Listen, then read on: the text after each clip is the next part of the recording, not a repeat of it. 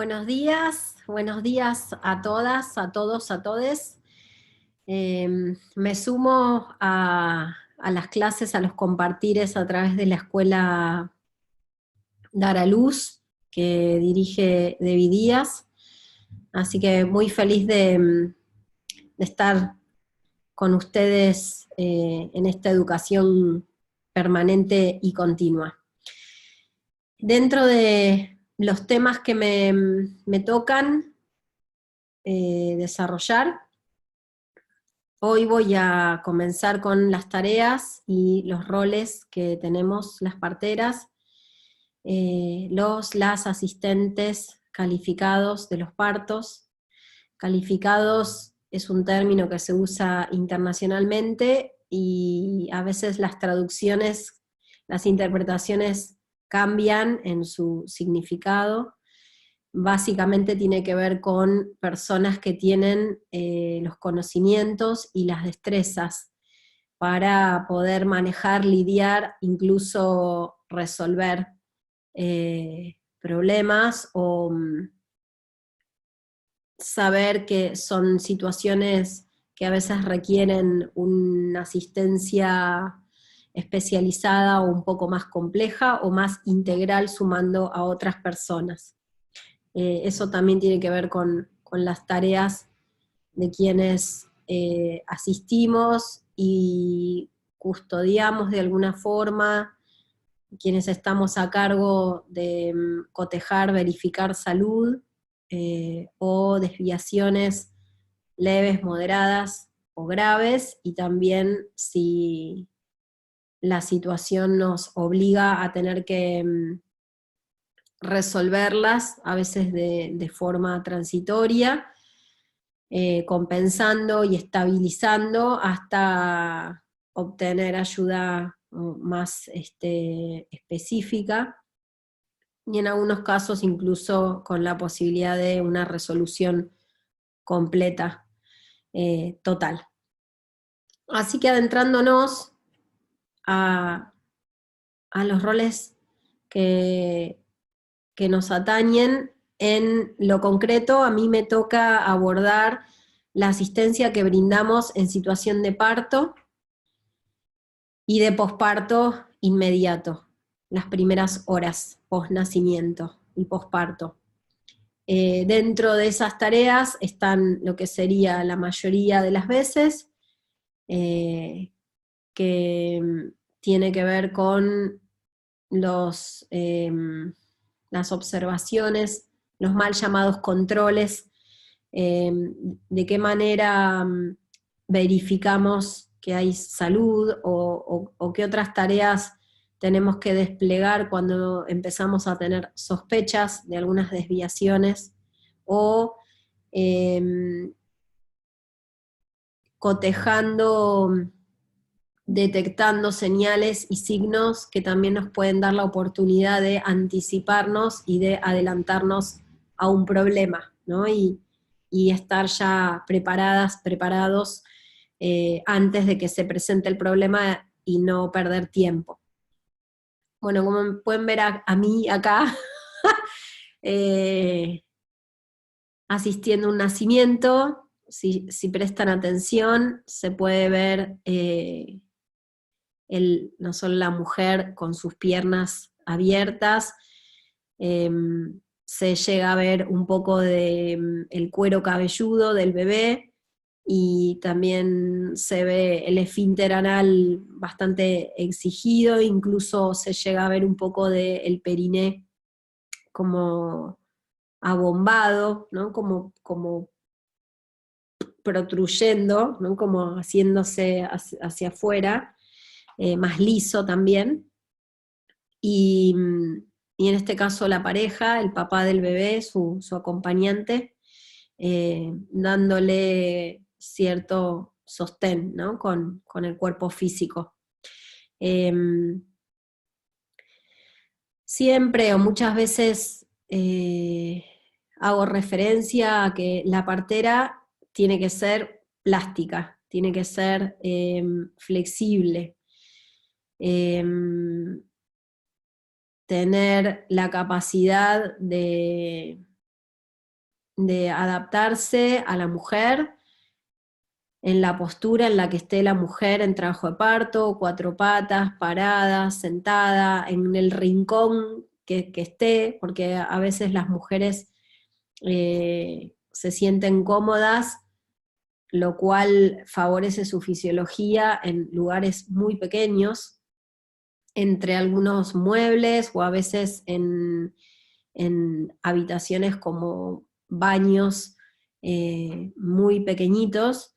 Y bueno, la partera, por más que sea grande, robusta, tiene que hacerse pequeña y lograr entrar y, y hacer cuclillas y agacharse y tirarse al piso para, para estar al servicio verdaderamente de la mujer y no molestar a la mujer para su propia comodidad, ¿no? Para la propia comodidad de la partera, indicarle a la mujer que tal vez cambie de posición porque hay que escuchar los latidos cardíacos fetales o para realizar un examen vaginal, por ejemplo, ¿no? Salvo situaciones muy, muy específicas donde realmente es necesario cotejar algunos signos y por la misma custodia sería, ¿no?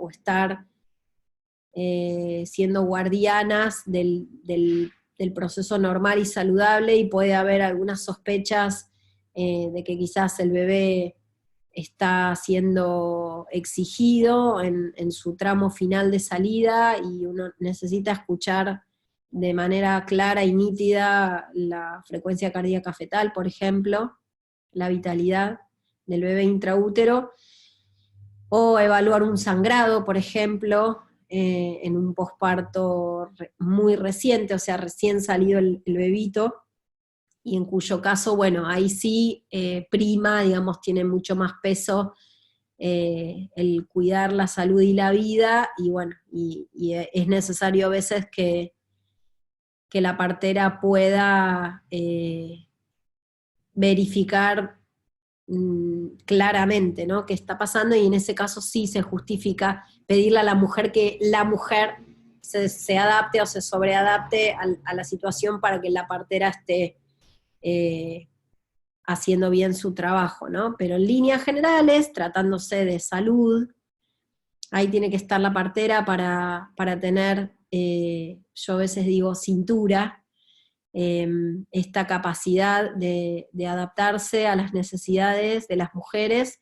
Las necesidades de las mujeres y de los bebés muchísimas veces responden a la misma fisiología que les impone al cuerpo, a los cuerpos, al ser entero, ¿no? Las posiciones, los momentos de descanso, los momentos de actividad, las molestias, las incomodidades, y entonces, bueno, la mujer va moviéndose en general de una manera constante e incesante, ¿no? Como que cambia y cambia y cambia y busca, busca, busca, y bueno, y ahí la partera tiene que poder arrodillarse, permanecer de rodillas, rápidamente ponerse de pie o acuclillarse, ¿no? Y estar todo el tiempo como siguiendo a la mujer a la mujer y al bebé en este proceso. En concreto, hay como algunos roles generales, ¿no? ¿Qué es lo que corresponde o qué se espera o qué tiene que hacer la partera o asistente calificada, calificado de los nacimientos? Calificado, vuelvo a esto, con las destrezas y los conocimientos. Depende del país también y depende de la comunidad a la que se pertenece, si eso es a través de una escuela de parteras, un terciario, una universidad o autodidacta, pero que cuente con los conocimientos y las destrezas y la experiencia, ¿no? Entonces, verifica,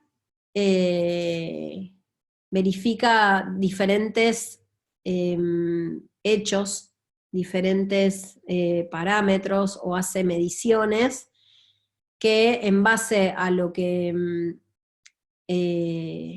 ve o escucha o mide, depende de los resultados, si está verificando plena salud y entonces,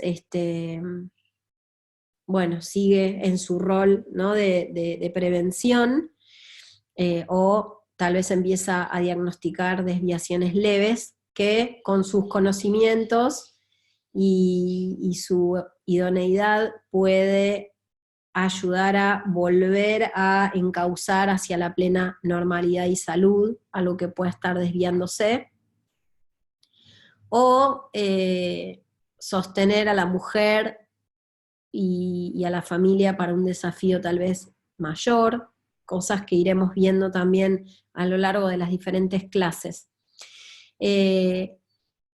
Además de cotejar y de medir y de observar,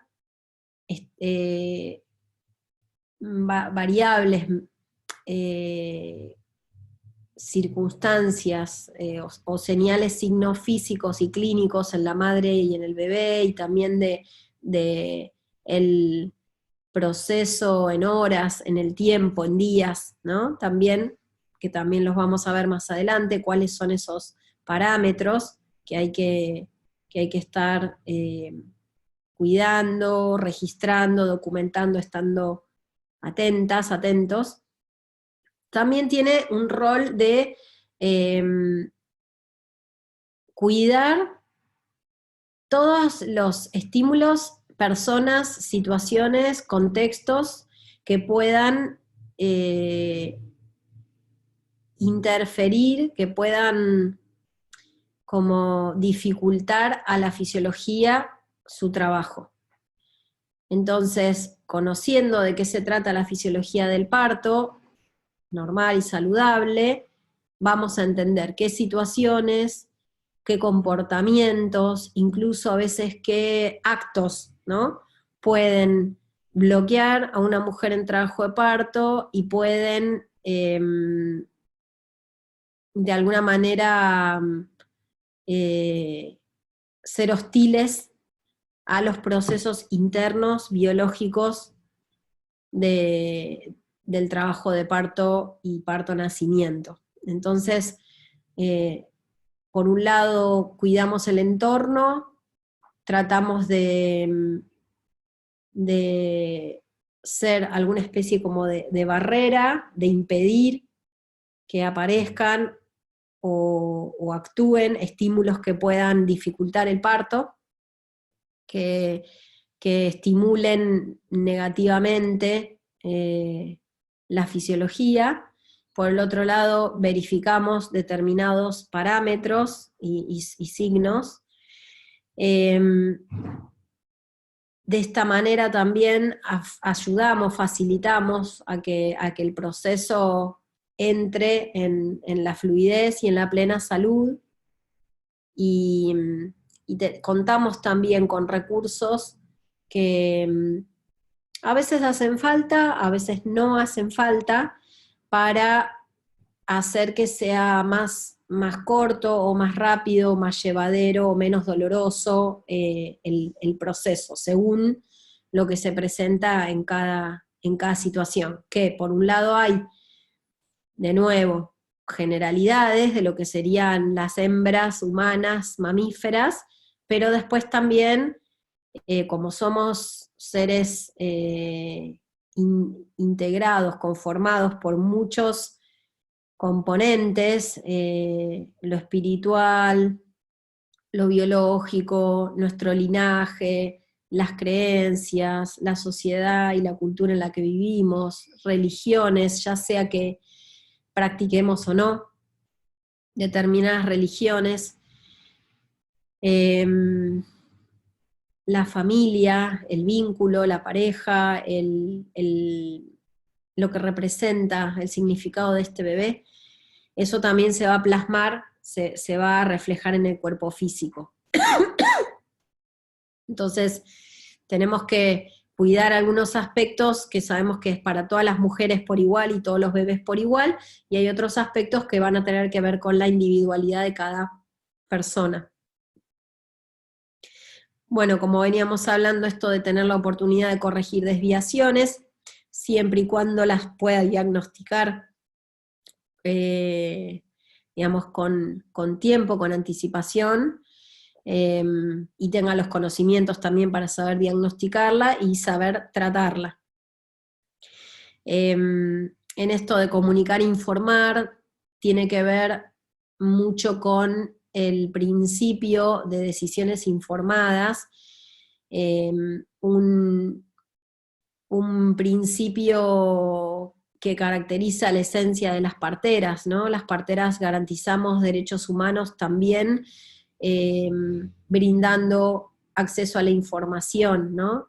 Y esa información es para que las personas decidan, porque ahí empieza a verse la individualidad, ¿no? Hay personas, por ejemplo, que prefieren parir un bebé de cola y evitar someterse a una cirugía mayor como podría ser una cesárea, y los riesgos los miden de determinada manera, y hay otras personas que prefieren programar una cesárea para un bebé de cola y miden los riesgos, los mismos riesgos de otra forma, ¿no? Y eligen cosas distintas para una misma situación. Entonces ahí también aparece el saber de la partera para acompañar y apoyar a las familias, brindando información completa, actualizada, que también es información que, de nuevo, está la información de la generalidad, y a la vez, después de cómo esa información también hay que relacionarla con otros datos que la partera obtiene, por ejemplo, de palpación del vientre, ¿no? Del vientre gestante, de, del, de la pareja, del padre, o de la otra madre, o de la familia que acompaña, o de la soledad, ¿no? Este, entonces, también en base a muchas otras informaciones, unir, articular, informar a la familia de la mujer de cuál es la situación presente y concreta de cada caso, más allá de las generalidades. En la comunicación y en la información también está incluida el informar sobre la propia partera, ¿no? Esta es mi experiencia, esto nunca lo hice, sé que se puede hacer, puedo consultar con alguien que tenga más experiencia, voy a invitar a una partera médico o médica que tenga más experiencia, preferiría esto no hacerlo en este caso, lo he hecho en otras situaciones, o en estos momentos, no sé, tengo un problema personal y no estoy yo en condiciones, pero no quiere decir que esto no sea posible. No sé, por ejemplo, trabajar para poner un bebé que está de cola de cabeza, ¿no? Entonces, en la honestidad también, hablar de cuál es la franca, digamos, disponibilidad, e incluso hasta de la propia experiencia, ¿no? Esto, no sé, pensando en un posparto inmediato, con un tejido materno genital, el perineo lastimado, que hay que repararlo, hay que hacer sutura, y viene mucha sangre, y es una joven partera con poca experiencia en cantidad de partos o en suturas, ¿no? Y decir, bueno, esto honestamente a mí me excede, entonces prefiero llevar al hospital, transportar al hospital, o llamar a otra partera con más experiencia a que venga al domicilio, ¿no? Entonces, bueno, ese es otro rol también de la partera, y especialmente el uso de la palabra. Tener un buen manejo de cuándo hablar, cuándo no hablar, cuándo hacer silencio, cuándo ser fuertes y firmes y enfáticas. Por ejemplo, en el caso de un bebé con muy bajos latidos, una madre que está cansada y que le duele su cuerpo y que no puede más y que se olvidó que hay un bebé que está también trabajando duro, o que ella está trabajando duro pero siente que no tiene más energía de dónde sacar, entonces ahí la partera tiene que ser firme, ¿no? Como, bueno, vamos porque esta situación hay que resolverla, el bebé está en peligro, pone todo el alma y toda tu vida en ese pujo y saca a este bebé, ¿no? Como, vamos, firmeza. Y a veces simplemente es el silencio, también depende de qué persona, a veces el silencio le genera más miedo, más nervios, pero bueno, prestar atención también para no generar ansiedad, adrenalina, falsas expectativas, palabras técnicas que para nosotros, nosotras significan una cosa, para la gente común puede tener otro significado y asustarlos, entonces hacer aclaraciones. Eh, y bueno, también tener la capacidad de explicarle a la otra persona lo que está pasando. Entonces la palabra justa también aparece cuando uno entiende y conoce lo que está ocurriendo, ¿no? También tiene un importante rol o la tarea de aliviar el dolor en el trabajo de parto, si hiciera falta, ¿no? No significa que porque tengamos conocimientos sí o sí los tenemos que aplicar. Hay mujeres que simplemente necesitan una compañía silenciosa, hay mujeres que ni siquiera necesitan una compañía silenciosa, están bien estando solas en su habitación o en el baño, y entonces simplemente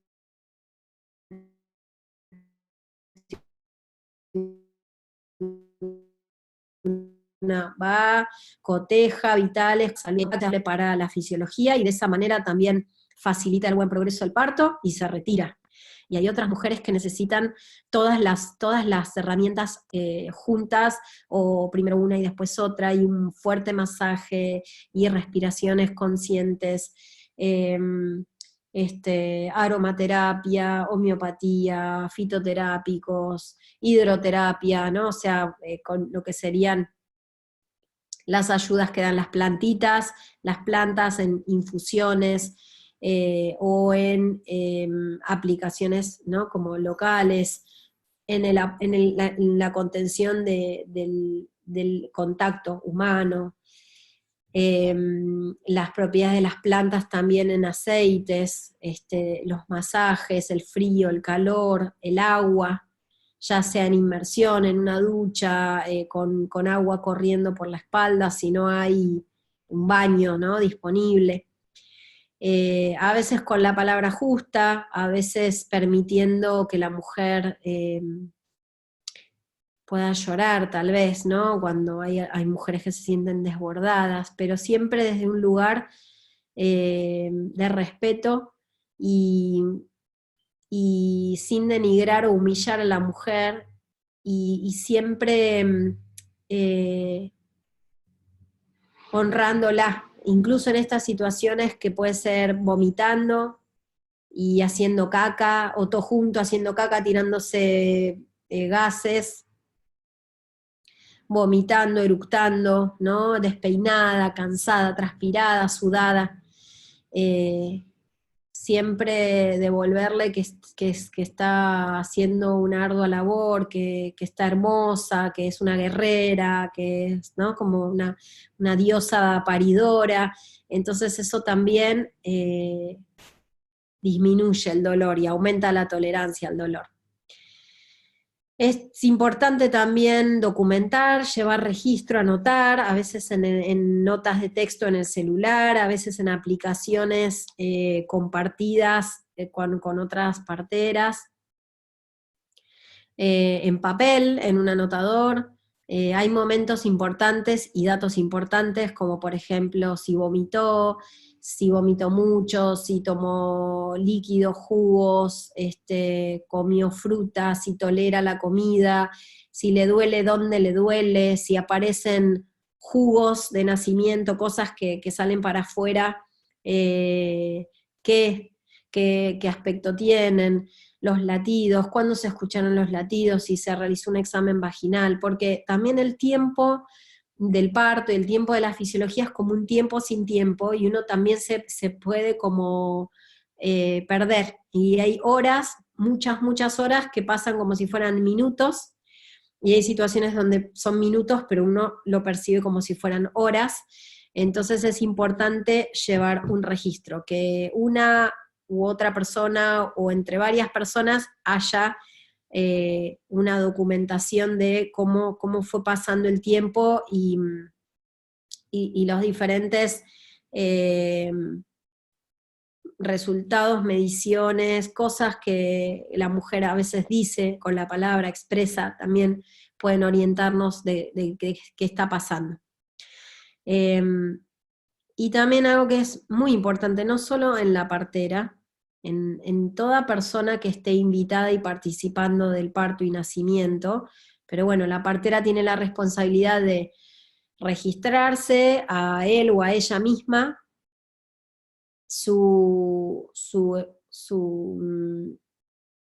estado de bienestar o no, sus necesidades básicas satisfechas o no, su estado anímico también, porque la partera también mide y puede diagnosticar y detecta anomalías también desde el sentir, que uno puede hablar de intuición o de conexión con la mujer o con el proceso de parto con el bebé, otros podrían hablar de la psiconeuroendocrinoinmunología y un sistema inmunológico que está como con antenitas captando hormonas, y bueno, puede captar hormonas del estrés que la mujer esté liberando y eso la permita a la partera estar en mayor alerta también.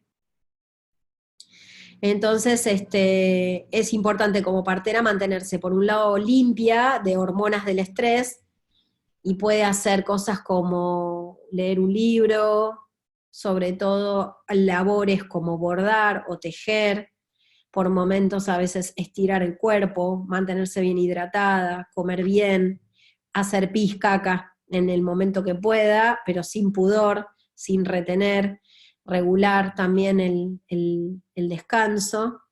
Eh, en lo personal creo que mejora la calidad de atención cuando mínimamente hay 2 personas asistiendo, 2 parteras, o médico, médica, partera, o partera dula, para también estar todos en las mejores condiciones, sobre todo si el parto es muy largo. Pero la partera además tiene la tarea, el rol de prestar atención y de sentir y de cuidar de alguna manera a las otras personas, además de la mujer en trabajo de parto y el bebé. También, ¿no? Ofreciéndoles que descansen, que coman, que tomen líquidos, cuidar las contracturas incluso de las otras personas que le están poniendo el cuerpo a la mujer en trabajo de parto, si es que se cuelgan o hacen cuclillas, ¿no? Entonces, bueno, es muy importante el tema de sentirnos todos lo mejor posible, ¿no? La partera, hay manuales interesantes, hay una partera de Francia, europea, del 1600, que también ella hablaba y decía que la partera tiene que ser como una compañía liviana y fresca para la mujer, y también tiene que tener hasta la capacidad del humor y de ser divertida. Bueno, de nuevo, ¿no? Todas estas herramientas hay que saber usarlas en el momento justo, con la persona justa, para no generar lo opuesto, ¿no? Entonces, quizás un comentario de humor que a otra persona le puede parecer desagradable o inoportuno, poco feliz, a otra mujer al revés, la risa, la carcajada le va a brindar hormonas saludables para el parto, que después ya las vamos a ver, oxitocina, endorfinas, y va a hacer que sus tejidos estén más blandos, que dilate más rápido, que llegue buena cantidad de oxígeno al cuerpo, ¿no? Entonces es importante también usar eso como esa herramienta, ¿no? Eh, Podemos por momentos hablar bastante para dar información importante y explicar a la mujer que es bueno hablar poco o nada, o mantener silencios, que esos silencios no tienen que ver con problemas, aclararlo, y una vez dicho esto, uno silenciarse, ¿no? Pedir permiso, siendo respetuosas, entrar también, ¿no?, a otros campos que conforman, ¿no?, los cuerpos de una persona antes de tocar el cuerpo físico.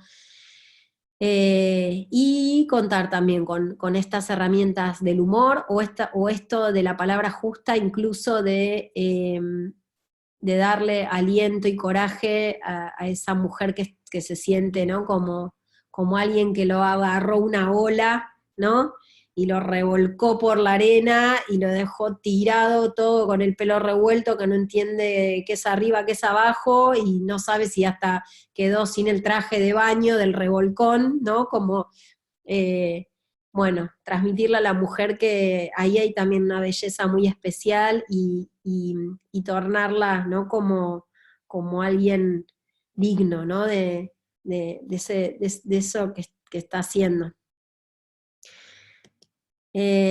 Bueno, esta es una visita prenatal de una mujer, ella es partera, somos compañeras en algunos nacimientos, tiene 2 niños pequeñitos, el que estaba en la panza ya va a cumplir 2 años, y había tenido una cesárea con su primer hijo por una colestasis terrorífica, y igual se intentaron inducciones naturales a las 36 semanas de gestación que hicieron efecto, pero bueno, el mismo bebé por la patología del hígado que tenía la madre, después de como de un día y medio de trabajo, 12 horas de fuerte trabajo de parto, ya como que no se sentía ya muy bien para continuar, así que finalmente fue una cesárea. Y después su segundo niñito nació en un parto vaginal después de cesárea.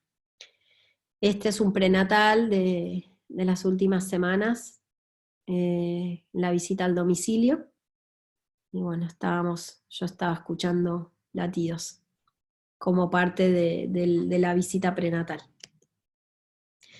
Bueno, para cotejar salud hay diferentes maneras, verificar el pulso también nos da el dato no solamente de la velocidad, del bombeo cardíaco, sino también indirectamente nos habla de que si la presión está baja, si la presión está alta, si perdió mucha sangre, si se siente fuerte el pulso, el golpe o débil.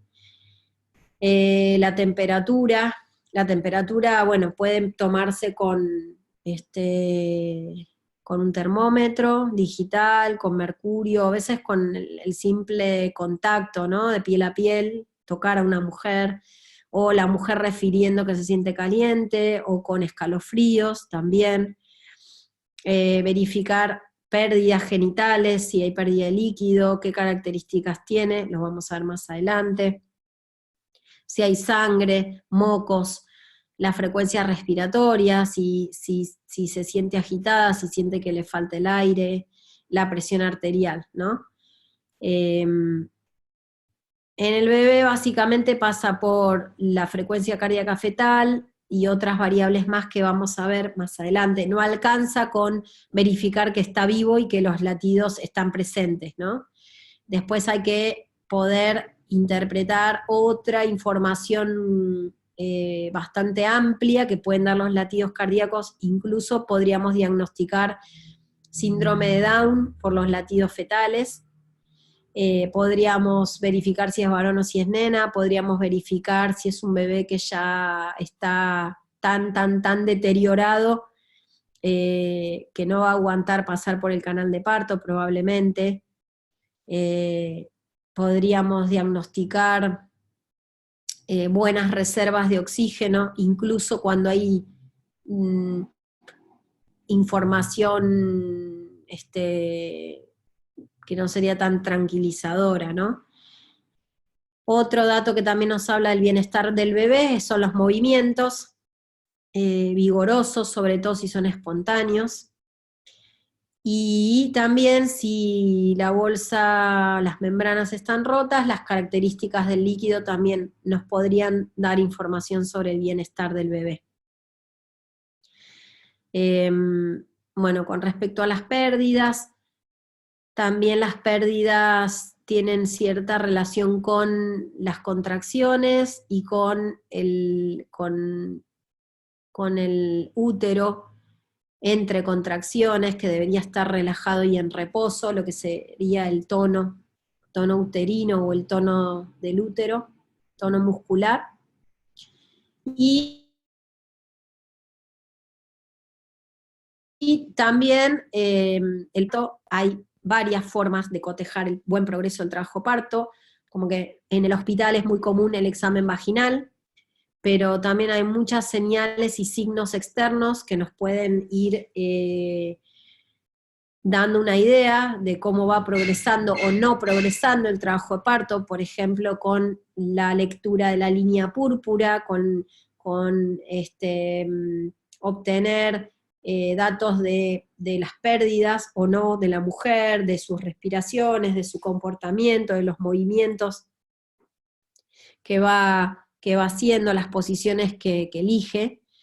Entonces también eso podemos saberlo por otros signos o señales externas serían, sin realizar un examen vaginal. Lo mismo con la acomodación.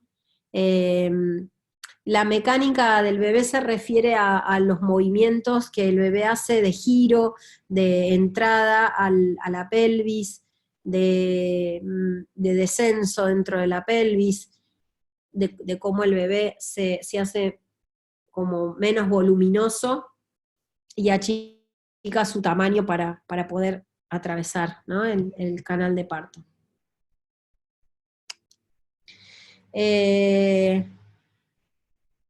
Bueno, nuevamente esto de los roles de la partera, a veces la partera tiene que poner mucho el cuerpo,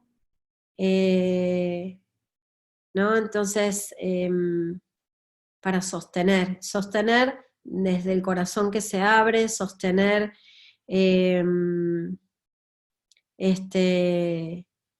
las penas, las frustraciones, sostener con el cuerpo. Muchas veces vuelvo de los nacimientos y días después me duele todo el cuerpo, como ahora, como si hubiera ido a correr una maratón, un triatlón o al gimnasio, los brazos, las piernas, la cintura, para hacer contorsiones, así que es saludable quien practica yoga, o esto de los estiramientos, o regalarse masajes para esto, ¿no? Para los esfuerzos también físicos, y sobre todo el uso de recursos. En este caso estaríamos combinando varios recursos, la hidroterapia, o sea,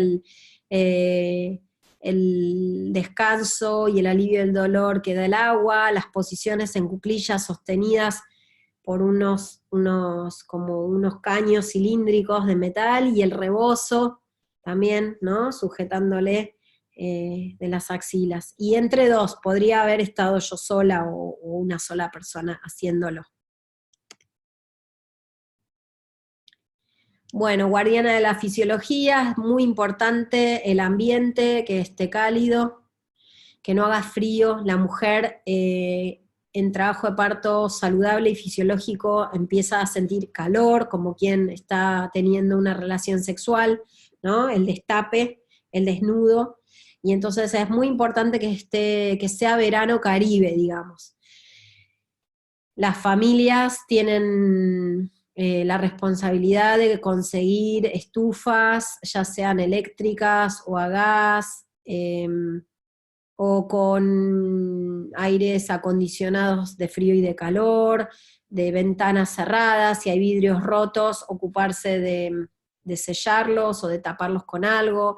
Si no hay puertas, tratar de poner cortinas, telas, ¿no? Pero tiene que hacer un calor de 28, 32 grados. Para eso una manera de darse cuenta es que las parteras tenemos que estar con estas remeras sin mangas, ropa floja, quizás descalzas, transpirando.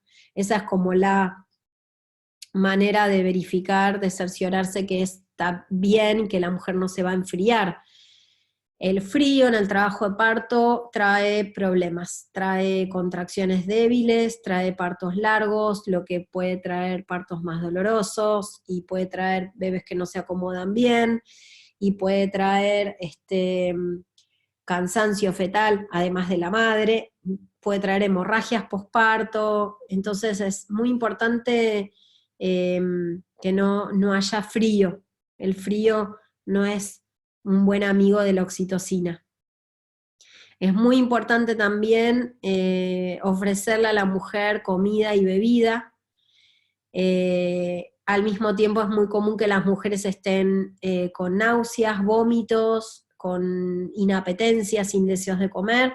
También esto es importante explicarlo en el prenatal, que es parte de lo que puede ocurrir, pero que es muy importante que la mujer consuma comida y tome líquidos, porque es el combustible para tanto el bebé como para el útero, ¿no? Y la mujer pariendo. Así que lo peor que puede pasar es que vomite, y sobre todo si vomita hay que recuperar líquidos.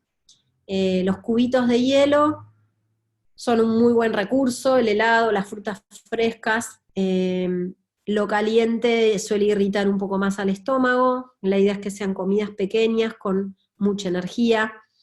Quienes conocen el miso, el ghee, o frutas que acá en mis latitudes no son muy comunes, como la papaya o el mango, la palta. La palta en Argentina es incomprable, impagable, pero bueno, el Nutella, digo, ¿no? Son como alimentos que tienen como mucha fuerza en poca cantidad. Evitar luces fuertes, evitar que la mujer se sienta observada, expuesta, entonces cortinas cerradas, luces bajas, si hay música que sea suave. Depende de las culturas también. Hace muchos años atrás pasé a visitar a Angelina Martínez, una partera muy conocida del estado de Morelos, cerca de DF, en México. Y bueno, era increíble porque allá se ve que, bueno, no sé, las mujeres que parían en lo de Angelina escuchaban una música mexicana con trompetas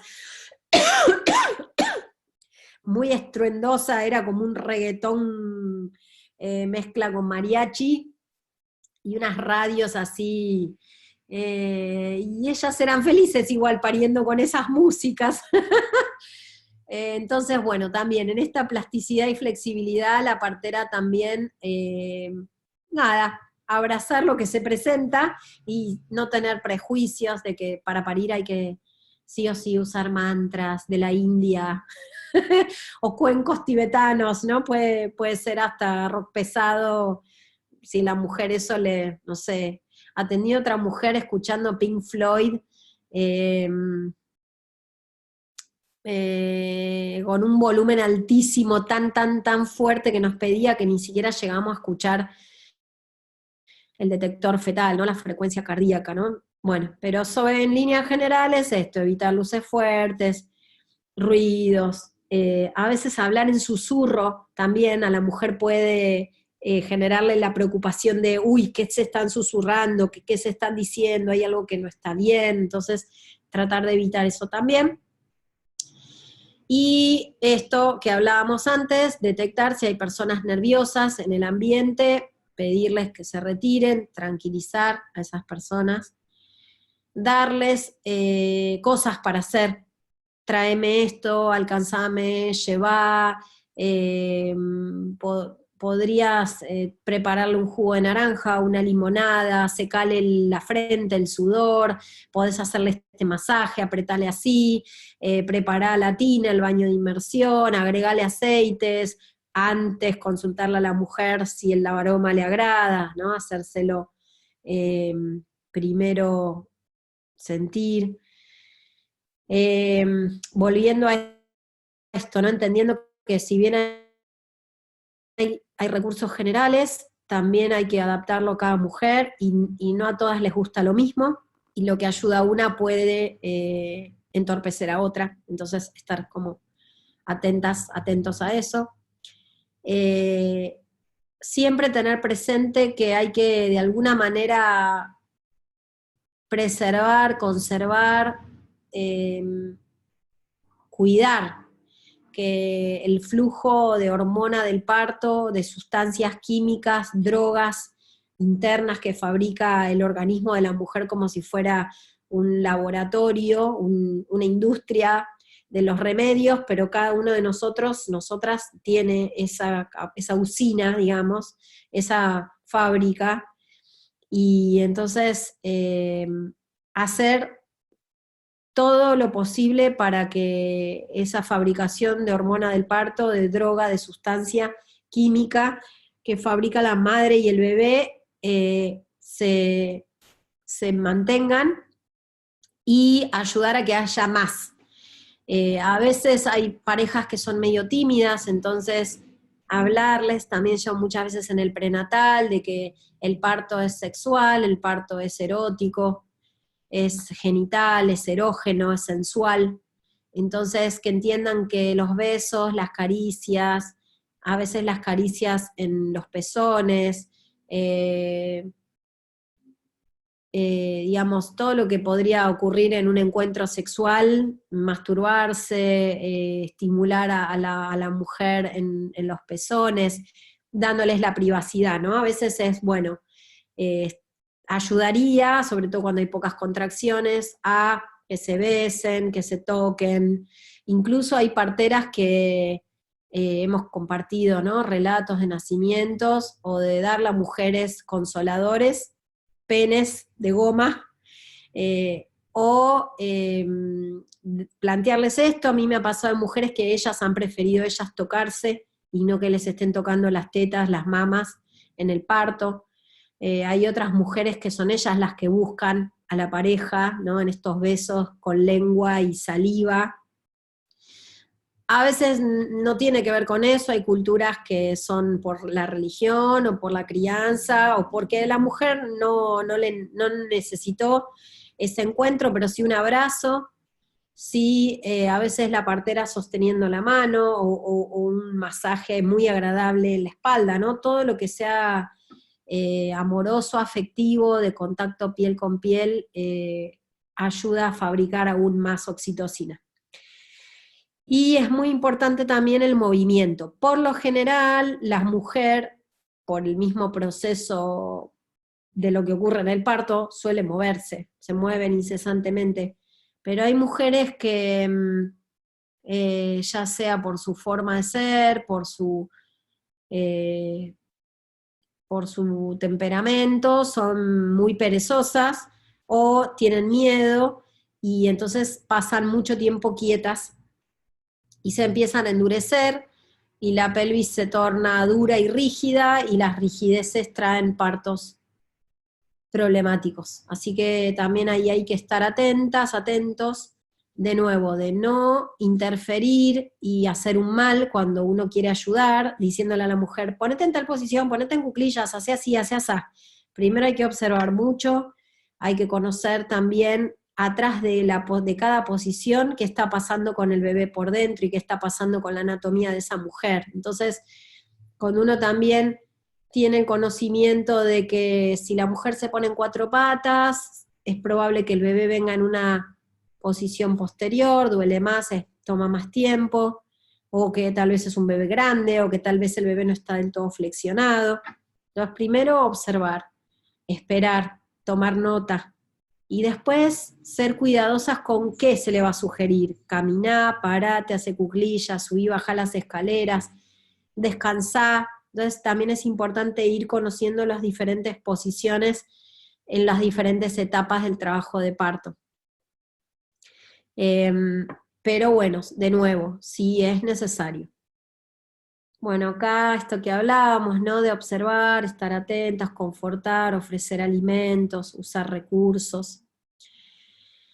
Estas son como las piscinas de parto argentinas, que en realidad son para los niños, se llaman pelopinchos, y lo que tienen de bueno es que tienen estos caños de metal cilíndricos que sirven para las cuclillas, pero bueno, no son tan altas como las piletas de parto inflables que se ven.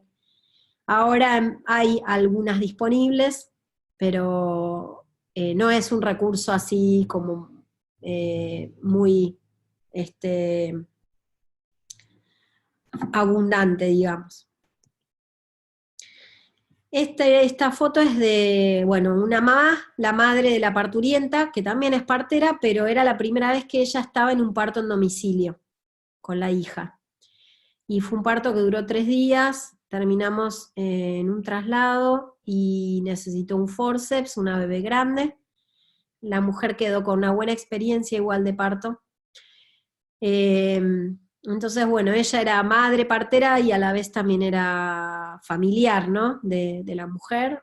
Y en esto, ¿no? De dar roles, de dar tareas y un énfasis en esto, ¿no? En confortar, en dar placer, en generar oxitocina, en aumentar la tolerancia al dolor, con el contacto con las manos sobre la piel desnuda de otro, eso ya ayuda a este laboratorio interior y a la fisiología y a conservar salud y la relajación de los tejidos, y también permite poder tocar durezas, incluso nudos de contracturas. A veces los nudos están entre el hueso del sacro y los coxales, ¿no? En la pelvis se sienten cadenas de contracturas, a veces en las costillas, así que bueno, ¿no? Como es muy importante, hay mujeres que no les gusta que las toquen y al revés, les genera tensión. Entonces, volviendo a esto de conocer a la mujer en el prenatal, y aunque la conozcamos en el prenatal o no, en el trabajo de parto, ir acercándonos de una manera respetuosa y no invasiva. En cuanto a las desviaciones leves o moderadas, siempre son como los mismos parámetros, ¿no? Por un lado el estado del útero en el momento de descanso entre una contracción y la otra. Podemos notar que el útero queda duro. A veces es el mismo bebé y su acomodación que hacen difícil poder sentir, entonces hay que ir sintiendo en diferentes lugares del vientre para notar un lugar más blando, si es que es el bebé que ocupa todo el útero, por ejemplo. Muchas veces el útero puede estar aumentado por estrés, por miedo, por dolor, pero también podría estar anticipándonos que la placenta se puede estar despegando antes de tiempo y con el bebé adentro. Incluso el tono aumentado nos puede anticipar a lo que horas después va a terminar siendo una emergencia, ¿no? Con pérdida de sangre, coágulos, un bebé deteriorado, corridas, ¿no? Reanimación. A veces lo podemos anticipar mucho antes prestando atención al tono del útero. El tono aumentado, si es por miedo, si es por estrés, tenemos que encauzar a la oxitocina para que traiga relajación, para que traiga calma, para que traiga oxígeno. Entonces, bueno, ahí tenemos estos recursos. El baño de inmersión o la ducha no tiene que estar muy caliente, porque si está muy caliente también activa, ¿no? el útero más duro. Posiciones, 4 patas hacia adelante, o posiciones de descanso, de costado, con almohadones entre las rodillas, abajo del cuello, masajes, homeopatía también a veces, y pueden como resetear, como reiniciar la mujer al útero y llevarlo otra vez al tono normal. Si el bebé está apenas flexionado y está poniendo la cabeza de formas más costosas, más laboriosas, o en vez de estar entrando y descendiendo todo parejo, entra así como de medio rengo de costado. También con el uso del rebozo, con determinadas posiciones, o movimientos, la madre haciendo movimientos, también podemos corregir la presentación de flexionada. Cuando la dilatación no progresa, a veces la dilatación no progresa porque el bebé no está bien acomodado, a veces no progresa porque el parto vaginal va a ser inviable, o de ser viable va a ser con el costo de un bebé en muy malas condiciones que quizás pueda morir después, ¿no? O quedar con lesiones discapacitantes de por vida. En la mayoría de los casos, la falta de buen progreso en la dilatación muchas veces tiene que ver con miedo, con tensión, entonces un poco siempre es lo mismo, ¿no? Confortando a la mujer, dándole infusiones y comida para sostener esa energía vital de fuerza muscular y de que el bebé esté también con nutrición y la placenta para poder sostener su proceso de parto y de nacimiento. Hay homeopatía que ayuda, infusiones que ayudan, de plantas que a veces dan coraje a la mujer o plantas que dan fuerza cuando ya se empieza a sentir muy cansada. La inmersión en agua es de gran ayuda. A veces hay que hacer cuclillas porque a veces la dilatación es pobre porque un bebé todavía no bajó y, y empieza a abrir y a estirar empujando, ¿no? Con su cabeza o con la cola, por ejemplo. Cuando hay poquitas contracciones o exceso de contracciones, de nuevo, cuando hay exceso de contracciones, un poco es como el útero cuando el tono se palpa en aumento, o la mujer te dice, tengo una contracción que no se me va, que no se me va, que no se termina de ir, o estoy todo el tiempo en contracción. Eso a veces la mujer tiene tantas contracciones que nunca llega al descanso, que el útero descanse, repose y se prepare para la siguiente contracción. Entonces volvemos a lo mismo, todo lo que pueda traer calma, lo que pueda bajar el estrés, la ansiedad, la adrenalina. No siempre es posible curar o corregir esta desviación leve, y bueno, y la desviación después de nuevo te anticipa a, por ejemplo, a un desprendimiento de bebé adentro. Las pocas contracciones, también lo que hablábamos es que falta oxitocina. Entonces, de nuevo, o puede ser por miedo, porque hay adrenalina y está inhibiendo y bloqueando la oxitocina, o porque a veces hay mujeres que tienen mucho sobrepeso, que el útero tiene bastante sustancia grasa entre las fibras musculares, o la mujer es una mujer muy sedentaria, aunque sea delgada, aunque sea una mujer flaca. Mujeres que son lentas o que viven la vida así, haciendo poco ejercicio, que no son muy activas, entonces hay que generar contracciones. Entonces, bueno, vamos a cuáles son las fuentes de oxitocina. Si estamos hablando de un parto en domicilio, sabemos que no está permitido el uso de goteos o de infusiones endovenosas, ¿no? Con medicación para corregir esto. A veces puede pasar que por más que intentemos generar oxitocina natural, finalmente sea necesario un traslado, un transporte al hospital, y ahí sí necesitar quizás dosis muy bajas de oxitocina, pero bueno, medicación. La variabilidad disminuida se refiere a una característica de los latidos fetales, de los latidos cardíacos fetales, que lo vamos a ver más adelante. Algunas alteraciones pueden tener que ver con que la mujer está en ayunas, que le falta comer, que le faltan líquidos, puede tener que ver con que el bebé está durmiendo, descansando, puede tener que ver con que el bebé aprieta su cordón umbilical contra la pared del útero, si la bolsa está rota, si hay poco líquido, o por la propia acomodación del bebé. Entonces se hacen pruebas, se la cambia a la mujer de posición, si estaba en cuclillas acostada, si está de costado derecho, ponerla del lado izquierdo, de costado izquierdo, en cuatro patas. Vamos probando en qué posición pueden cambiar los latidos y bajar, y en cuál no lo hace, si lo hace con la contracción, si lo hace después de la contracción. Vamos haciendo pruebas, pero sobre todo es importante mantener a la mujer comiendo y tomando líquidos energizantes.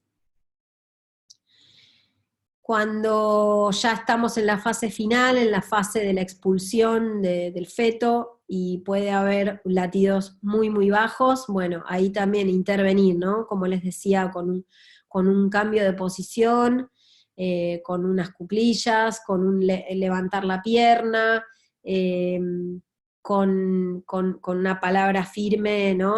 Incitando a la mujer a que se empodere y puje. A veces hay que ya hacer otro tipo de maniobras, de abrirle el canal vaginal o hasta abrirle los huesos pélvicos. Bueno, acá aparece también la pericia, la destreza y la experiencia de quien está asistiendo el parto. Pero bueno, puede haber momentos donde la salud se corre un poco o se presenta una situación que hay que abordarla y asistirla para que de eso leve vuelva a la salud o se resuelva lo más rápido posible.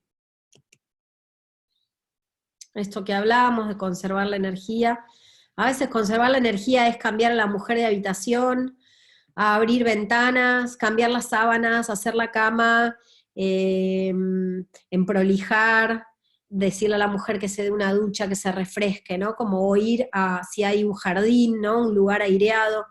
Eh, una vez atendí a una mujer en la ciudad, en un lugar muy lleno de edificios, shoppings, y la mujer era una piedra, hiperdinamia, esto de muchas contracciones seguidas, hipertono, nada de dilatación, por dentro estaba todo muy duro, tenso.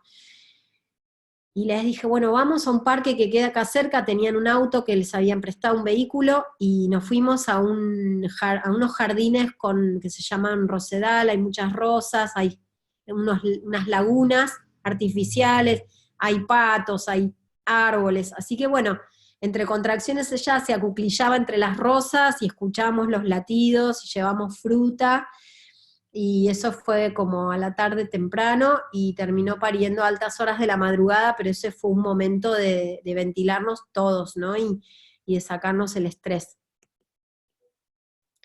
Como hablábamos de los parámetros importantes, bienestar materno, en todo sentido, cómo se siente, sí, te va a decir estoy cansada, me duele, pero también hay que distinguir una persona que realmente está agotada y una persona que le duele de verdad y que ese dolor tal vez es patológico también. Por ejemplo, una mujer con una cesárea anterior, o sin una cesárea anterior con posibilidades de una rotura uterina, o que está expresando una acomodación del bebé de una manera más costosa, más laboriosa, que también hace doler más. La vitalidad del bebé, los latidos, los movimientos, el líquido, si se observa, el estado del útero, como hablábamos, contracciones y tono, el progreso, en la dilatación, pero también en la mujer, en las respiraciones, en su comportamiento, en los movimientos, en los sonidos que hace, en estas secreciones y mocos que va liberando. El estado de las membranas, hace también cuánto tiempo que están rotas.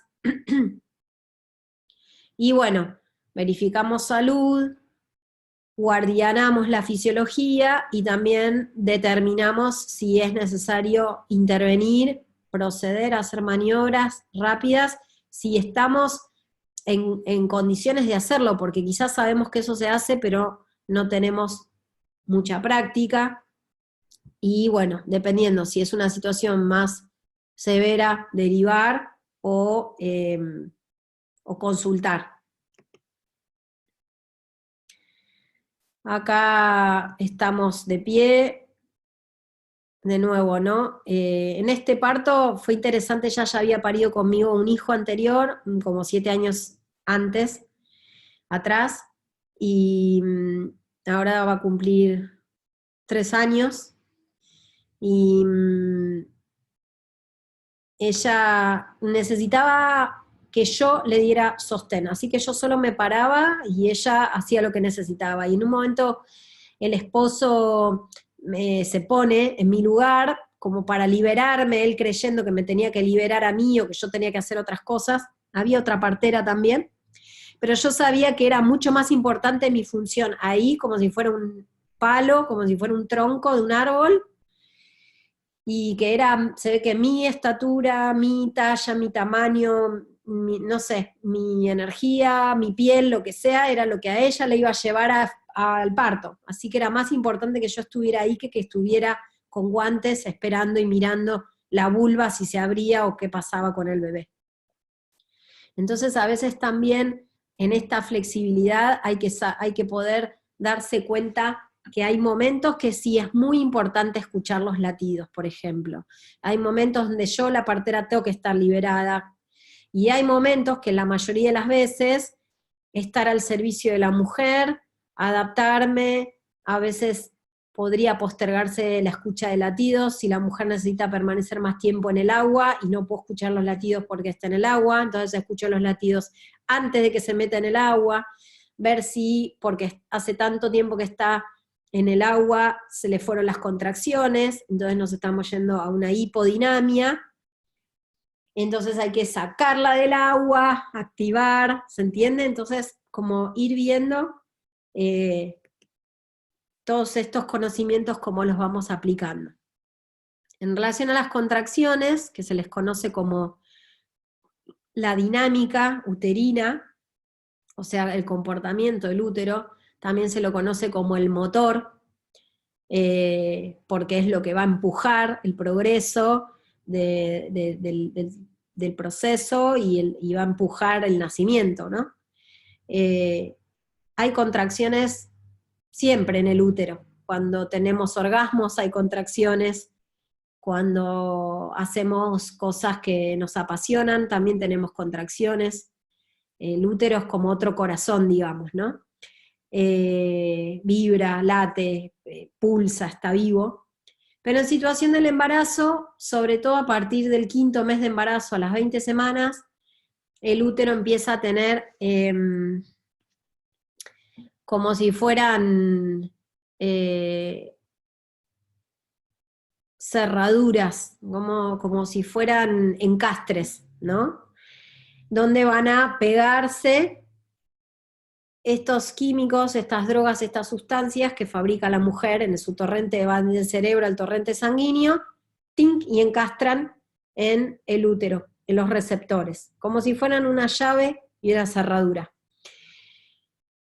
Entonces, desde el 5.º mes, el útero ya empieza como a despertar, a ejercitarse, a contraerse, a relajarse, y semanas antes de lo que sería el día de nacimiento,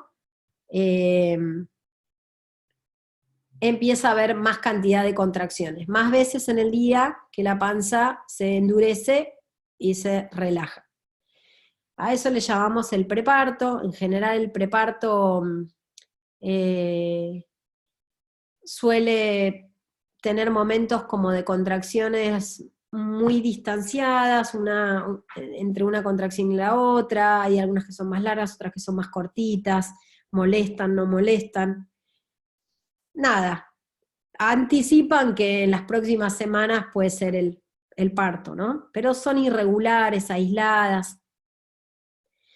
En algún momento empieza a haber una transición, entonces estas contracciones que eran como desparramadas en el día, empiezan a tener cierto como ritmo, empiezan a ser regulares.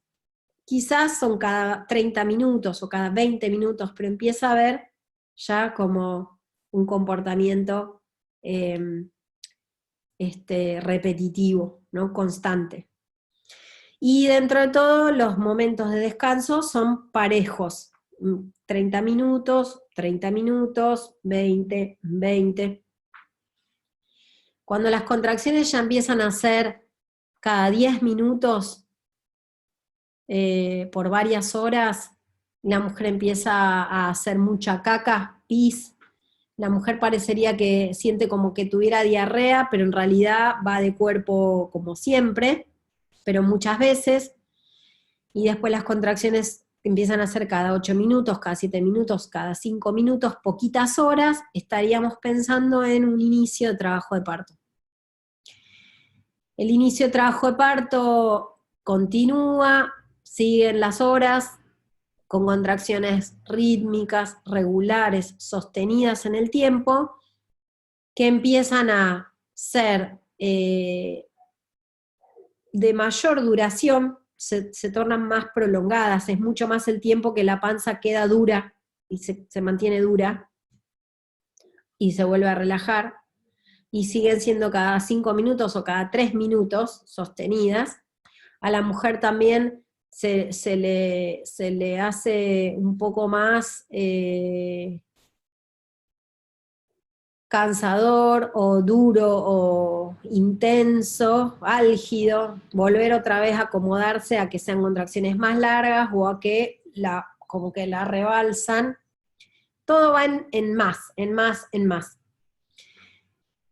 Y más o menos después de unas 4 horas, con contracciones de estas seguidas, cada 5, cada 3 minutos, que como que la secuestran a la mujer, la abducen, ¿no? Eh, le piden que les ponga su absoluta atención en la relajación y en la respiración consciente. Después de estas 4 horas con estas contracciones bien potentes y que relajan, eso es muy importante, que entre una contracción y la otra haya el tiempo de relajación, de descanso, entraríamos en lo que se conoce como la fase activa, en lo que sería el momento de dilatación franca. Más o menos se estima, más o menos, que las mujeres dilatan 1 centímetro por hora con estas contracciones, con este tipo de dinámica. Si hay pocas contracciones, y eso va a demorar la dilatación, va a demorar que el bebé baje, va a demorar que se acomode, va a demorar el expulsivo también. Pero más o menos se habla de 1 centímetro por hora. A veces uno puede más o menos hacer una estimación de, no sé, está con 7 centímetros a las 8 de la mañana.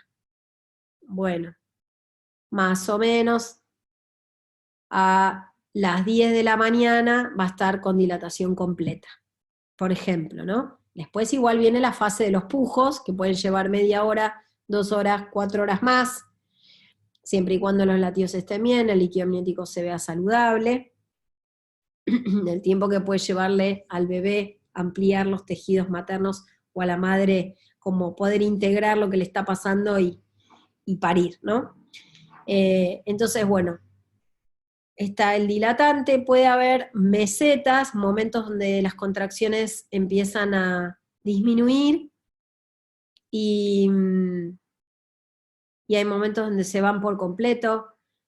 A veces es el útero que necesita descansar, a veces es el bebé el que necesita descansar, o a veces es el alma de la mujer, que es todo tan gigantesco que necesita todavía tomar la decisión o aceptarlo, ¿no? Es común en mujeres con cesáreas anteriores, las mesetas, y bueno, y después el expulsivo. Las contracciones del expulsivo cambian, se tornan a veces como 3 veces más poderosas en la duración, en el dolor, en la potencia, en la fuerza que hace el útero para sacar al bebé, y al mismo tiempo también se triplica el descanso entre una contracción y la otra. Entonces quizás de tener 3 contracciones o 4 en 10 minutos, empieza a haber una contracción o 2 contracciones en 10 minutos, porque como son tan poderosas y grandes esas contracciones, se necesita el balance, el equilibrio de que también el descanso sea mayor. Entonces en esos tiempos las mujeres se duermen, algunas sueñan, como que caen, pero la contracción las despierta y viene ese reflejo del pujo, ¿no? Entonces las contracciones del expulsivo en los partos fisiológicos muchas veces suelen disminuir, pero se contrarresta con que serían como 3 contracciones todas juntas.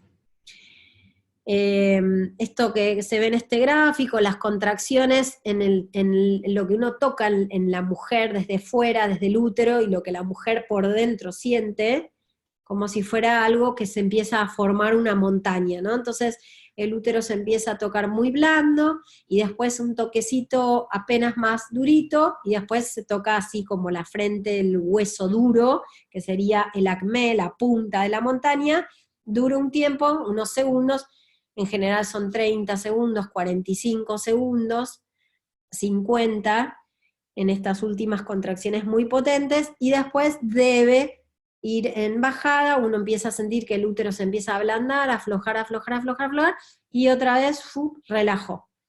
En ese momento es importante que la mujer respire, recupere su ritmo respiratorio normal, se relaje, que tome líquidos, ¿no? Como también darle un tiempo a la mujer para como que vuelva de ese momento donde se fue a otro lugar y volvió. Esta es esta colega que les contaba, que somos compañeras en algunos nacimientos, en su plan de parto vaginal después de cesárea. Esto que hablábamos, ¿no? También del rol de quienes acompañan, familiares, para mí es algo que les digo a veces en las consultas prenatales o en el trabajo de parto, recordarles que quien está sosteniendo a una mujer haciendo un duro, duro, duro trabajo de parir, tiene que ser de espejo, ¿no? Y espejarle, devolverle como un espejo el reflejo de que lo está haciendo, de que lo está haciendo muy bien, de que ella puede, de que está capacitada para hacerlo, de que nació para parir, ¿no? Y le tiene que devolver fuerza. Me ha pasado algunas veces de acompañantes del parto que le devuelven a la mujer su rostro incluso, ¿no? Que la mujer pariendo le ve la cara a la otra persona de alguien como, ay, pobrecita, vos podés, pero... Y eso a la mujer no la empodera para nada, le triplica el dolor, no ayuda para nada, ¿no? Entonces, o sea, las posiciones de poder, quien está sosteniendo a la mujer también tiene que espejarle el poder. Y de nuevo, si tiene miedo, si está preocupado, salirse de la habitación, esto también de la postura física, de la concentración, a veces de los momentos de descanso, ¿no? A veces, en este caso, uno siente la contracción porque la mujer está descansando, este tono uterino o la contracción con las manos, y de pronto empieza, ¿no? Como, ¡ay! Y ahí uno sabe, y cuando empieza a soltar ya sabe que la contracción empezó a pasar, o con la respiración, ¿no? Entonces, estar ahí como este firme sostén. Esto que hablábamos de cómo evaluar los signos externos del progreso, sin tener que hacer un examen vaginal. Bueno, esta imagen nos muestra la línea púrpura, cuando llega hasta el final de lo que sería el pliegue, esta arruga entre las dos nalgas, estaríamos en dilatación completa. A veces se ve como muy borroneado, a veces se ve más como piramidal, marrón, por ejemplo, a veces se ve muy blanquecino, entonces hay que verlo medio como hasta trasluz. Comentarle a la mujer que uno no está siendo como degenerada, digamos, ¿no? Sexópata en mirarle la raya del trasero, sino que es una manera de orientarnos sin tener que introducirle los dedos en la vagina. Hay momentos como los 7-8 centímetros de dilatación donde la mujer entra en pánico, le agarra así una crisis, basta, no puedo más, llévenme al hospital, o en el hospital, sácamelo, hagan algo, quiero cesárea, pero son como maneras de liberar, ¿no? O de soltar esa mente,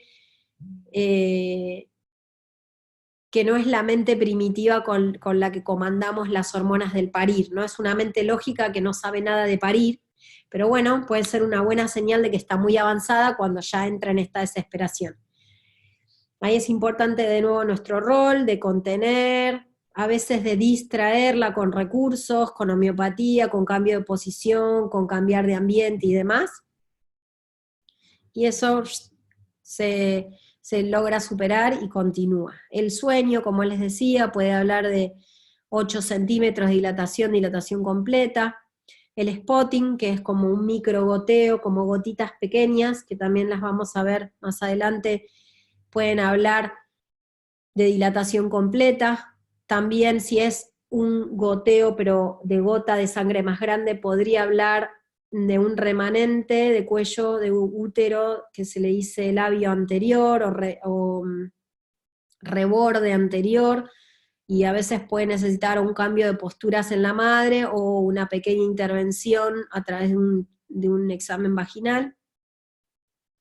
Pero el spotting también nos puede orientar a esto, si hay que hacer una maniobra porque el cuello no termina de dilatarse completamente, o si ya está totalmente dilatada, o si es un hilo de sangre que recorre la pierna de la mujer, puede estar hablando de 8 centímetros de dilatación también, ¿no? De una dilatación avanzada. A veces se combina un reflejo de vómito o una arcada grande, una contracción muy potente y de pronto se rompe la bolsa o viene este hilo de sangre o sentada en el inodoro puede aparecer un pequeño coágulo, eso también habla de un buen progreso en la dilatación. El signo del bostezo del ano, el esfínter anal, muchas veces se empieza como a entreabrir. Eso está hablando de que internamente el bebé ya está profundamente metido en el canal de parto, bastante cerca de la salida, de la entrada vaginal. Y es importante no obsesionarse con limpiarle la cola a la mujer, porque eso estimula el esfínter anal y lo cierra.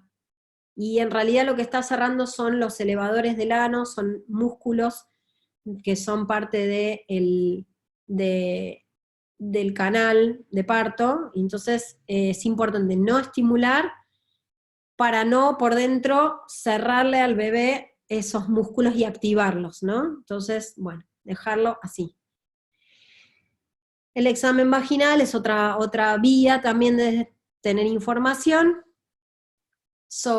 no solo sobre el cuello del útero, porque como en el saber popular o lo que a veces circula entre las mujeres o lo que las parteras o médicas recortan la información, el cuello del útero da un montón de información, y no solo uno evalúa el cuello del útero, también evalúa el canal de parto, evalúa la anatomía de la madre, evalúa a veces rebordes que pueden tener los huesos, el estado de la bolsa, de las membranas, si la mujer está relajada, si la mujer está entumecida y rígida, si el bebé está trabajando demasiado duro para entrar al canal de parto y eso uno lo siente tocando los huesos.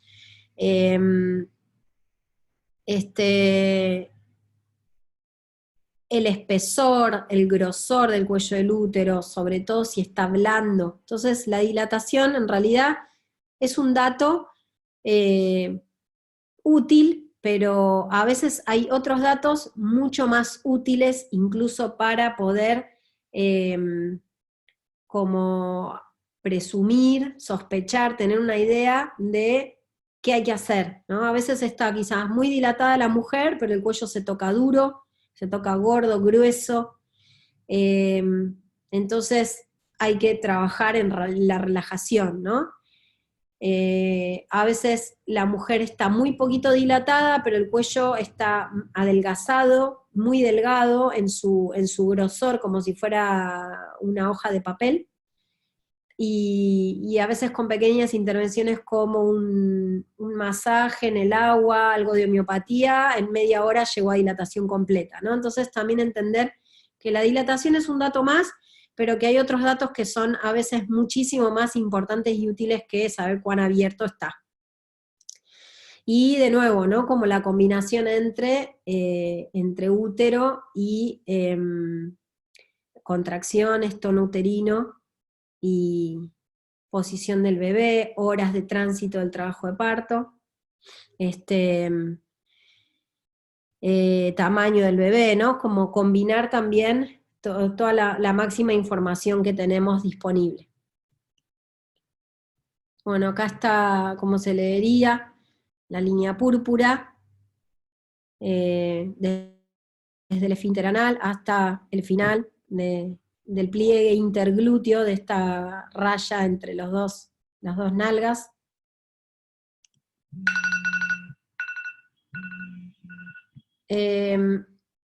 Esto que hablábamos de algunas secreciones, la hija de una colega con la que trabajé algunos años hablaba de jugos de nacimiento, tapomucoso, ¿no? Que a veces puede ser como una clara de huevo hipertransparente sin nada de sangre, esta línea, ¿no? Como derrame de esta línea de sangre de los 8 centímetros, o el goteo que les hablaba de la dilatación completa, ¿no?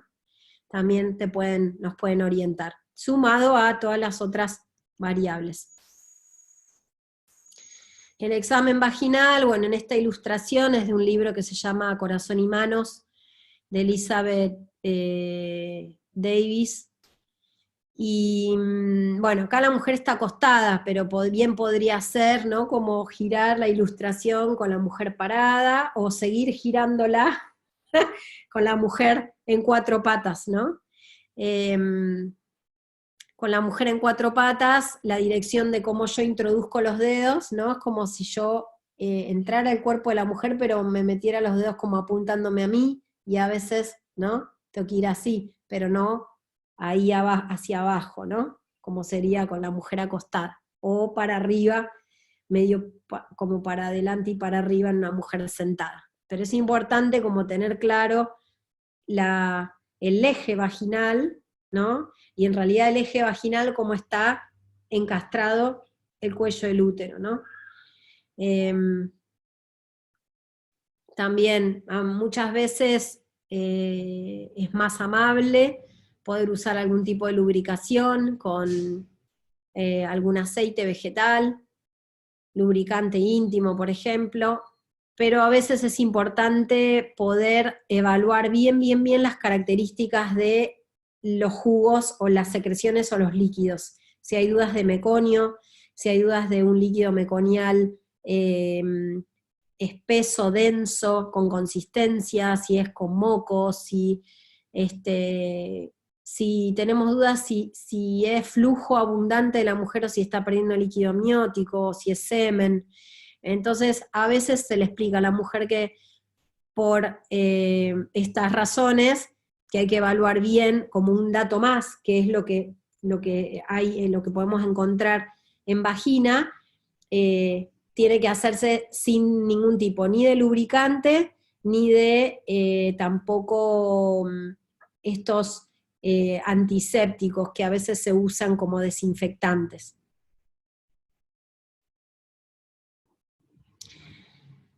Los latidos fetales, bueno, desde la cosa más sencilla, están o no están. Hay algo que es como muy importante, que es lo que se conoce como la basal o la línea de base, que sería el rango del ritmo cardíaco fetal, de la frecuencia cardíaca, cuando el bebé está tranquilo, cuando no está moviéndose.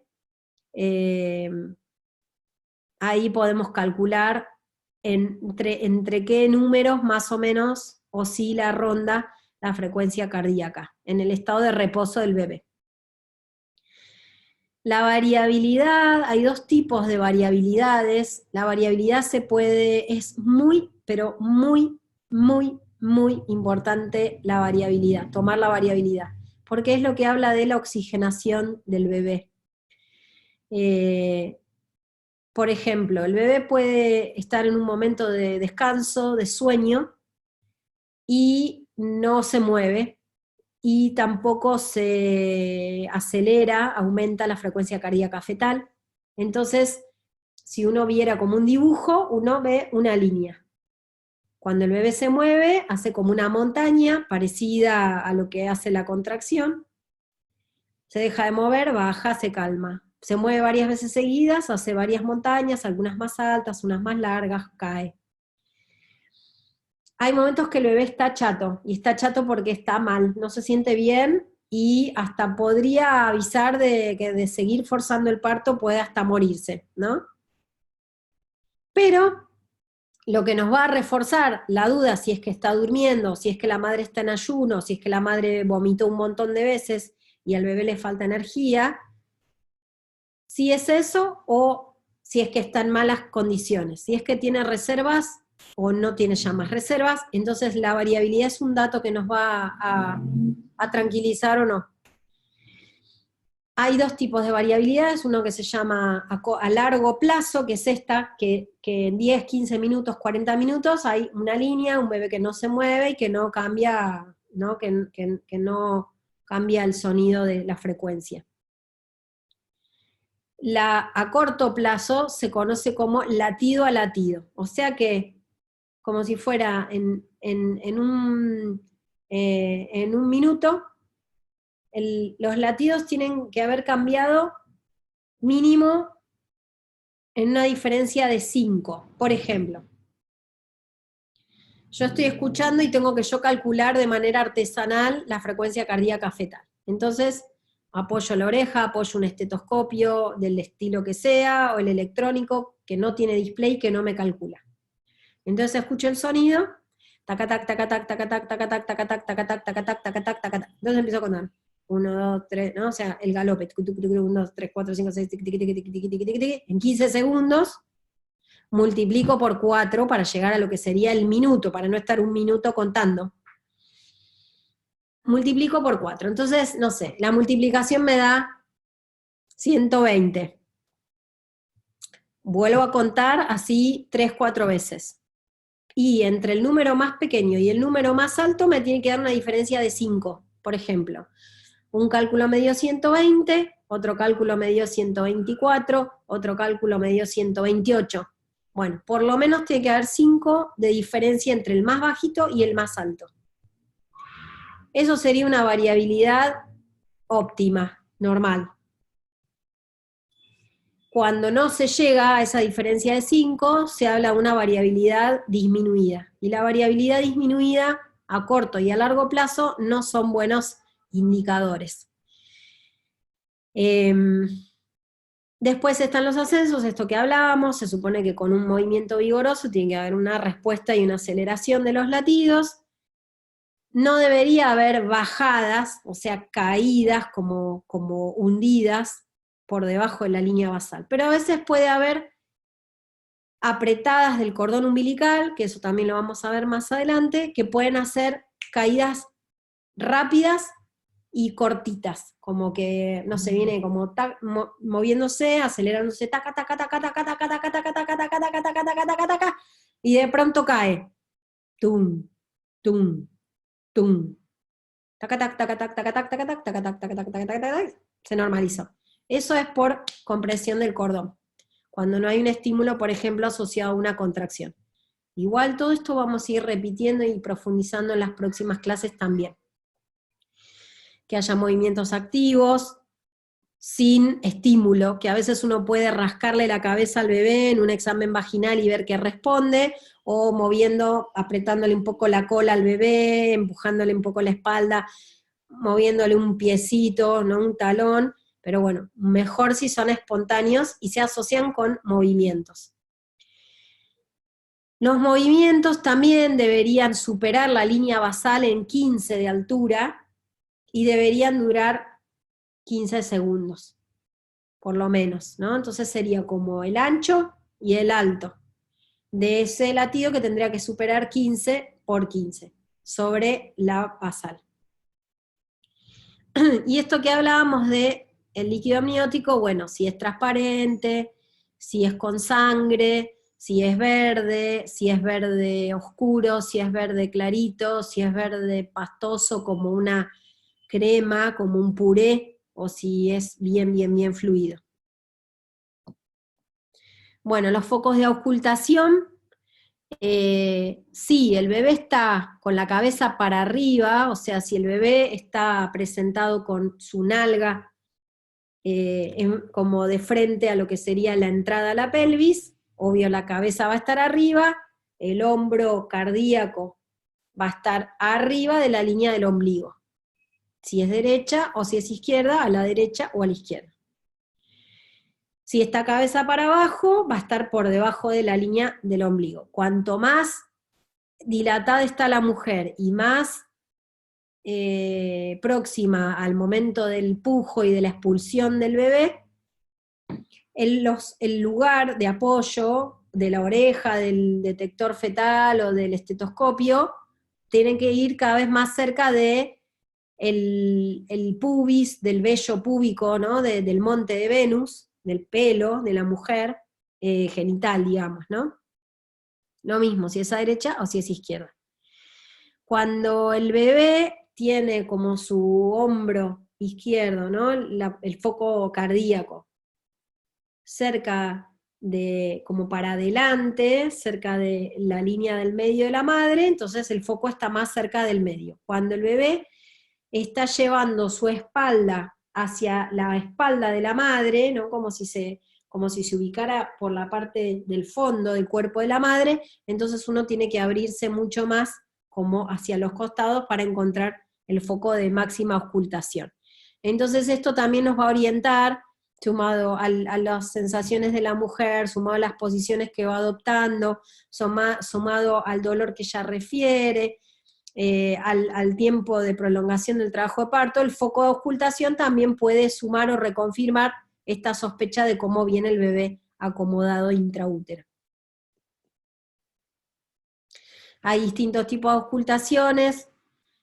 Está la auscultación intermitente, que es esta de a ratos. Es importante verificar los latidos antes de la contracción, durante la contracción y después de la contracción. Entonces, de tanto en tanto hay que pedirle a la mujer y explicarle que es importante, que sabemos que le va a molestar durante la contracción a veces, pero que hay que sacar esa información de cómo el bebé está tolerando o no, mejor o peor, el momento de contracción uterina, ¿no? Se sabe que de los diferentes métodos de la auscultación intermitente, entre escuchar con cornetas, estetoscopios, a oreja, el mejor es el electrónico, el portátil, para que todos puedan estar atentos a los latidos, y también es cómodo para adaptarse a las posiciones de la mujer. Y el monitoreo fetal continuo, que se usa en muchísimos hospitales, de dejarla a la mujer, ¿no?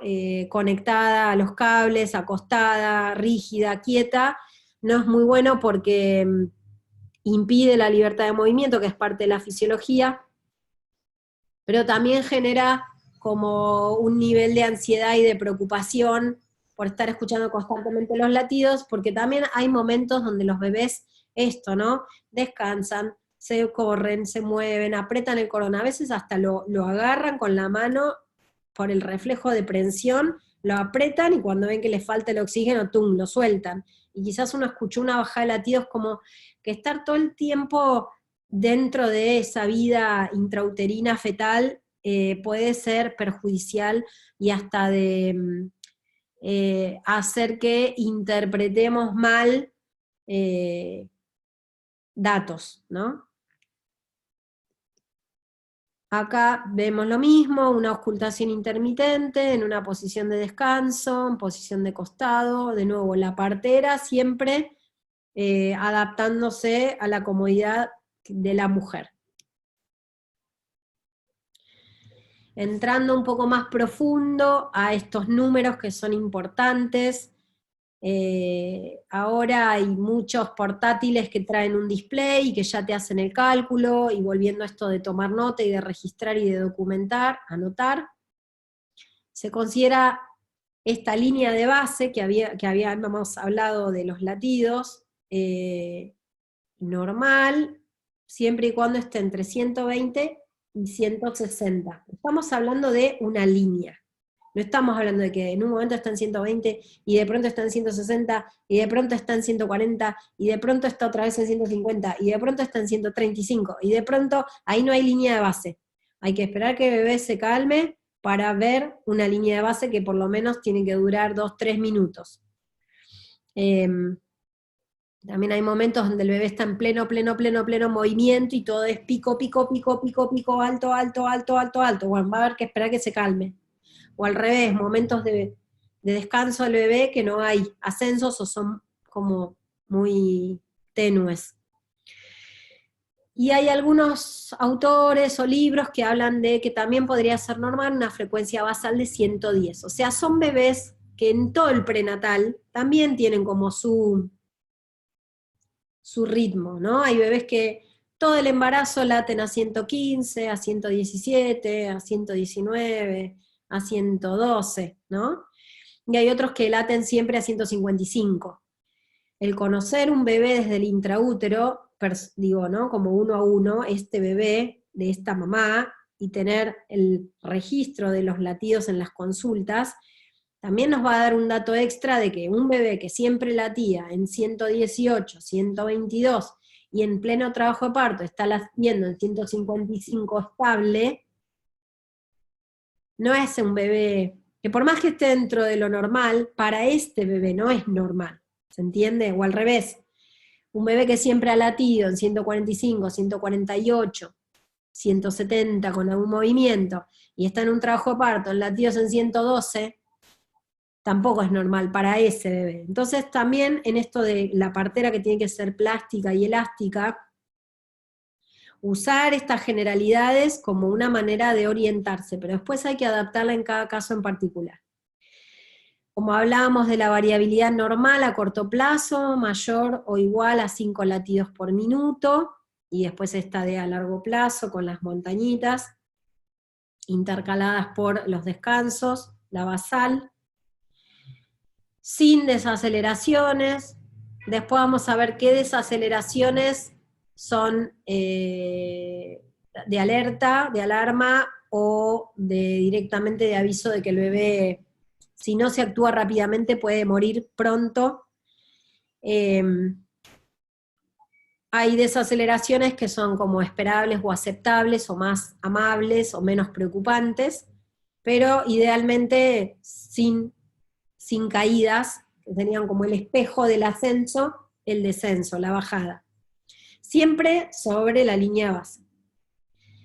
Y los ascensos, que ya habíamos hablado, tienen que ser de 15 por 15, tienen que coincidir con los movimientos del bebé o con las contracciones. También a veces se puede hacer esta pruebita de que rascándole la cabeza al bebé responde y también genera un aumento de la frecuencia cardíaca. Frente a estos datos, cuando uno puede medir esto, coteja esto, observa esto, la probabilidad de que nazca un bebé con una sorpresiva dificultad respiratoria, que después tampoco responda a,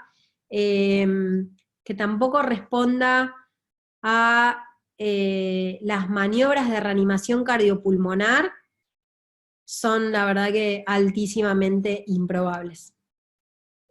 Bueno, acá vemos un hermoso monitoreo que se ve perfecto la variabilidad conservada a largo plazo, porque se ven como todo este juego de montañitas, y después se ve la variabilidad a corto plazo como más chiquitita. También ven que se mantienen momentos de línea basal, ascensos, y que no hay descensos. Aguárdenme un chiquitito, ahora vengo.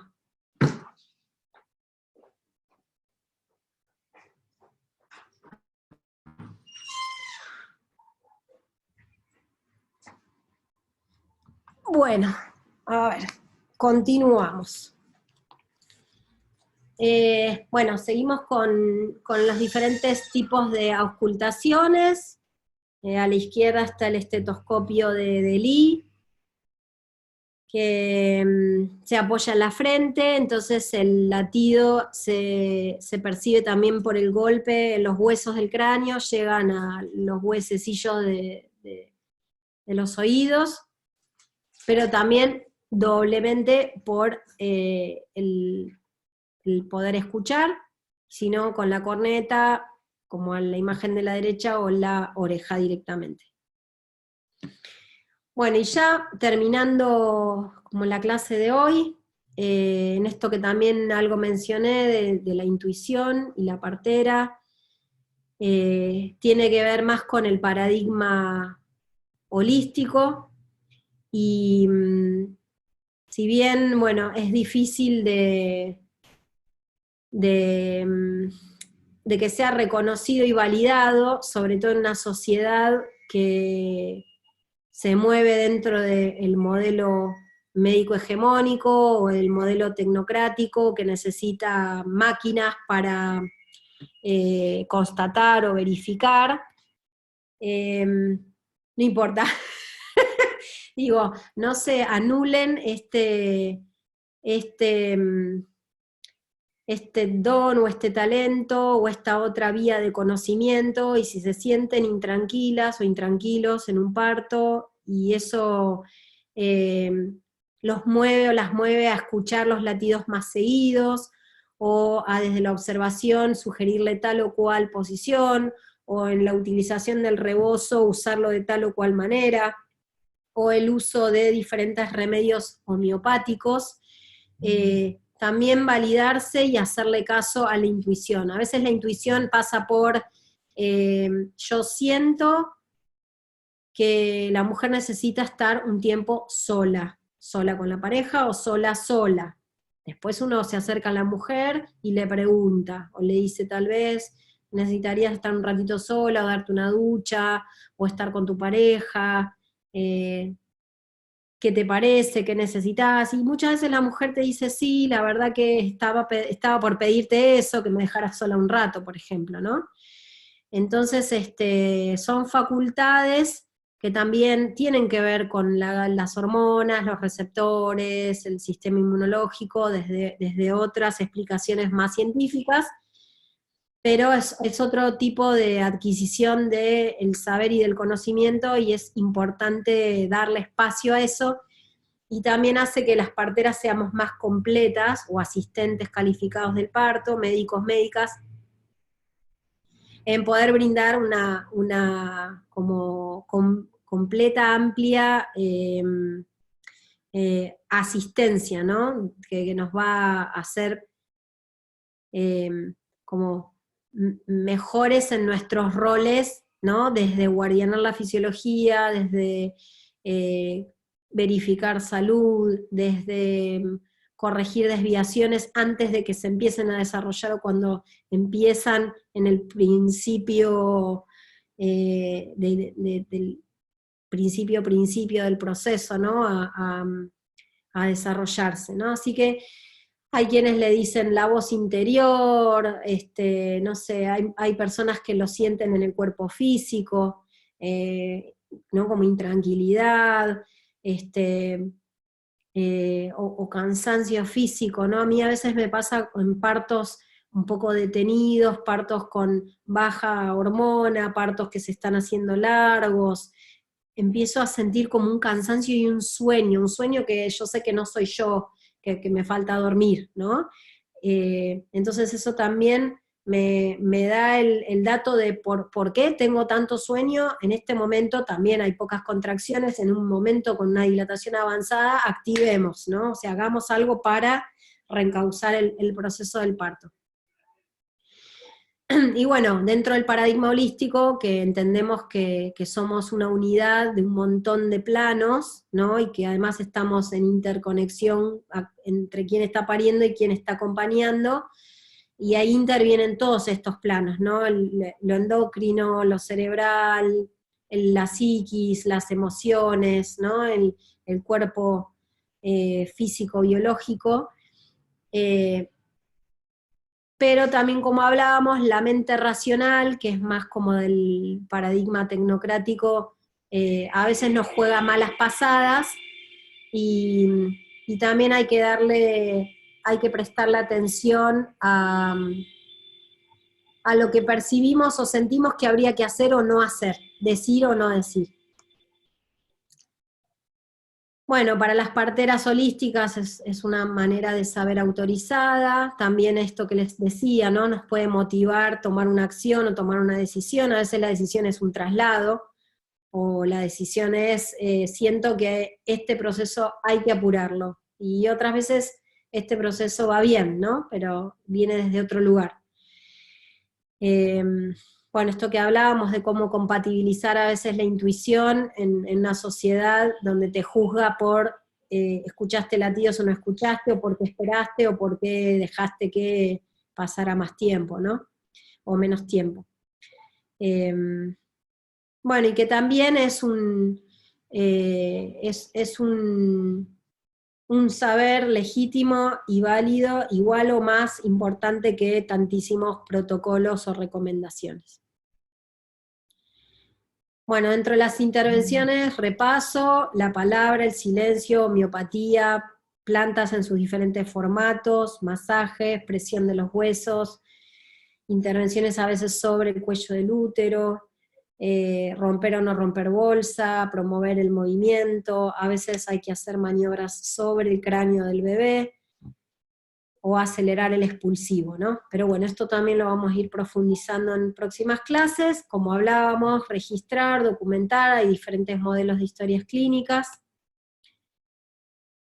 y bueno, repaso, tareas clínicas, verificar salud en bebé y mamá, cotejar el progreso saludable, guardianar la fisiología, poder discernir cuándo hay que intervenir, cuándo no, cuándo esto se lo puede permitir o hay que actuar. Y bueno, también combinar, ¿no?, la razón, la lógica, los protocolos y la intuición. Bueno, espero que les haya gustado la clase, y este bebé se llama Atahualpa, nació van a ser también 2 años recién cumpliditos, y bueno, nada, las dudas que tengan me mandan por mail, que terminen bien la semana. Chau, chau.